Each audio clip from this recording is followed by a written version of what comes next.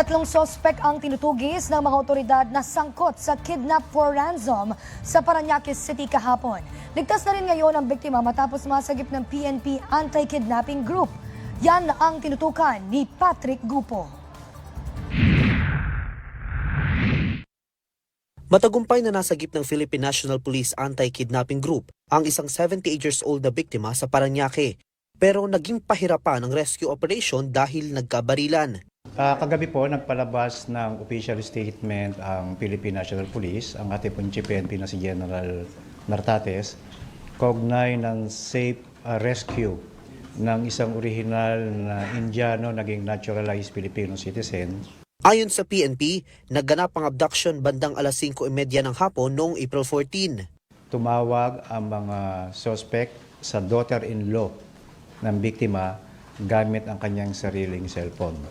Na kung saan, ininforma nila yung daughter-in-law na ito nga pong kanyang father-in-law ay na victim ng kidnapping at sila po ay initially nagdidemand ng 50 million pesos.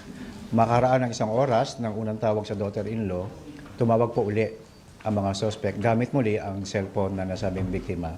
Nakapagbayad ng inisyal na 10 milyong piso ang pamilya ng biktima na sinundan agad ng ikinasang rescue operation. At nung pong kahapon, April 15, nagbandang 7:11 p.m., nagbigay po di umano ng ransom ng nagkakahalaga ng 10 million ang pamilya ng biktima, na kung saan after nito ay sinagawa na po yung rescue operations immediately po ng anti-kidnapping group.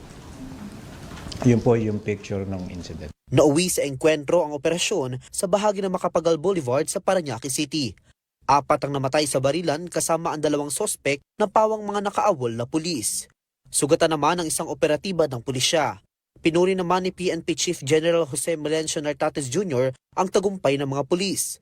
Patuloy ang hot pursuit operations para matukoy at mahuli ang 3 pang kasabwat. Patrick Gupo, IBC News.